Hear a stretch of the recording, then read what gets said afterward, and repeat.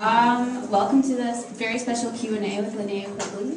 I am very excited to be running this. I just found out that I was doing this 2 seconds ago, so I am thrilled. We're going to keep it mostly to audience questions because I don't want to steal anyone's thunder or anyone's. I know there are probably lots of questions that people have to want to share and ask you. But I have to tell you that I'm a huge fan of yours, not only from the cemetery dance, a scene that I really love, and your hair was amazing. But you're also a vegetarian, which I think is really incredible, because I'm a vegetarian as well. Yay! So I guess my question to you is maybe about vegetarianism and how it's affected your life and your acting. And I know that you do a lot of, you do some things for PETA, right? Mm-hmm. So maybe you can talk a little bit about that. Okay, I've been a vegetarian for, I guess, about 25 years, and I did it when I saw this special on TV, and it showed just like the horrible things they do to animals, like just with experiments and things like that, and I thought, well, listen, I love animals, and I just, why am I eating them? So I stopped eating them and got into like rescuing a lot of animals, dogs, cats, even some giant African rats of Fredol and Ray's that I had to place. And I work with PETA a lot and just do hands-on work too.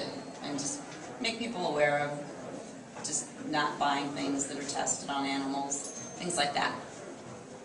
And maybe I'll ask as well, how did you get into acting? How did you start out? And are you a big fan yourself of genre films, since a lot of the films that you star in are horror movies? And so are you a fan, and how did you get into acting? I am definitely a fan. My friends and I would always watch on Saturday night the Creature feature, and we'd, try to die the best that we could. We'd do little skits, and we loved, I remember when we saw Night of the Living Dead, because my middle name's Barbara, and so we got a kick out of him going through the cemetery. You know how you do when you're a kid, like, they're using your name, like, Barbara, I'm going to get you. So, and I'd scare my friend, like, we'd see Alfred Hitchcock, The Birds, and I'd say, oh, you're going to go home, and, oh, look at all those birds that are, coming around, and just scare my friends, stuff like that. Modeling first, and then started doing extra work, and then under fives, and then luckily I got into the graduation day, Don't Go Near the Park, some of those cool 70s, late 70s films. Excellent. I'm going to open it up to the floor because I don't want to sit here and talk all day. I'm still a little bit in shock that I'm here right now. So are we using this microphone? Yeah, I will pass this one down to the fans. Any fans with questions for Lianne? Obviously, you people came to ask some questions. One in the back here. We'll start off.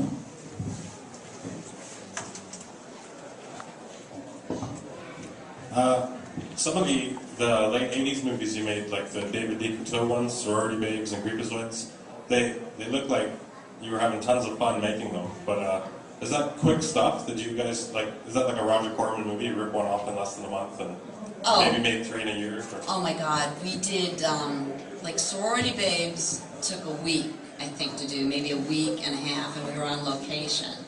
And we shot all nights, and it was only 12 hours that we shot, so it wasn't going into the next day, and we had proper rest and everything like that.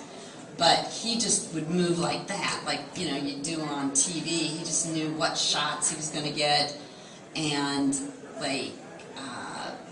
Hollywood Chainsaw Hookers was done Memorial Day weekend. It was just 3 days plus 1 day of pickups. So we didn't have time to rehearse, do anything. It was just you had to know your lines, try to get it on the first take, hit your marks, and know, oh, that was great. It's just move on, okay, we're going. It was crazy. It was fun though, because we were like a family. Everybody usually worked together, like Brink and Michelle and I, or it was the crew knew each other, the DP, everybody. It was fun. It looks like you're always having a lot of fun. Oh yeah. Microphone's right here. That's right. Anyone else? Next question. Next question. Cruising around. You got something. You're looking at me. You want a question? Everybody's so I quiet. can Ask another question. Maybe, you know, because I know it's on everyone's mind, being naked in front of a camera. I can't imagine that it's easy, especially when you have a whole crew there. And horror is sort of a man's world, right? Yes, yes. A lot of men on set. Mhm. What was that like, and how can you possibly prepare for that? And then, you know, you looked pretty comfortable up there, rocking it. So, what is that like? It's kind of like going to the doctor. You always feel like really like, I know it's a doctor, but I just don't want to really take off my clothes. But I would just like not make a big deal of it, because the more you make a big deal of it, the more people are going to want to look. And I remember the first time I had to do something naked was in a movie that was a musical fairy tale movie called Fairy Tales. And I did push-ups before I did it to get my adrenaline going so I wouldn't think about it.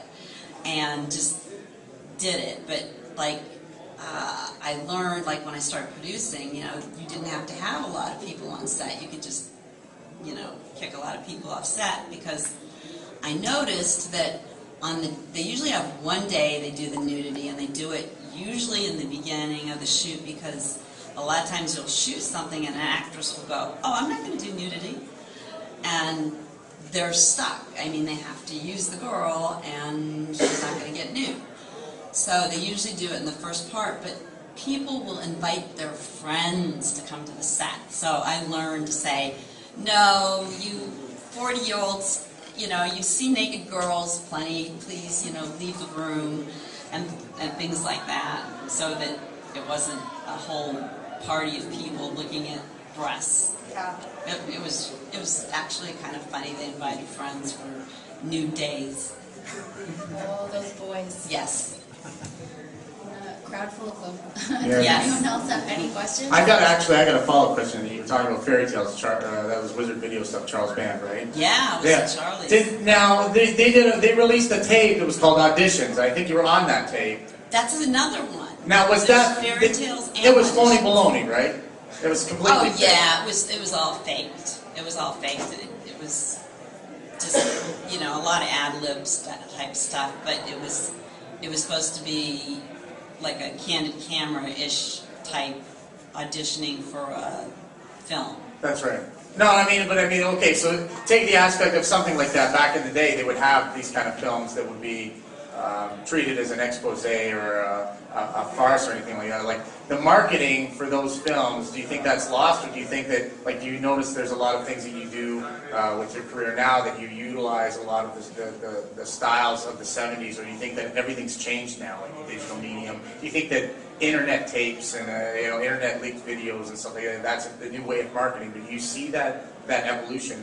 How have you evolved in a business perspective? Well, it's changed a lot. I remember I used to do a lot of modeling they would sell the movies by the poster to get financing, and I remember doing a poster for reform school girls, and that's how they went to get money, by like, oh, this is what the movie's going to be like, you know, and there were three of us girls in, like, you know, jailhouse outfits, short skirts and things like that.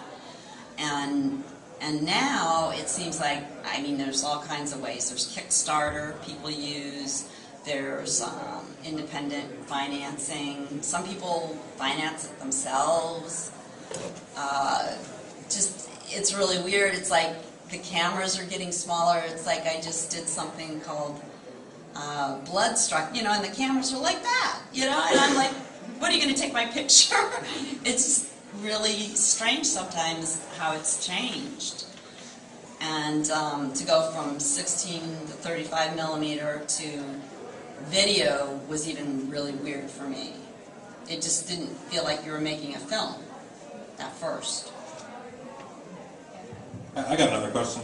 There were, like, I've seen a lot of pictures of you with guitar. Did you ever actually get involved in music at all?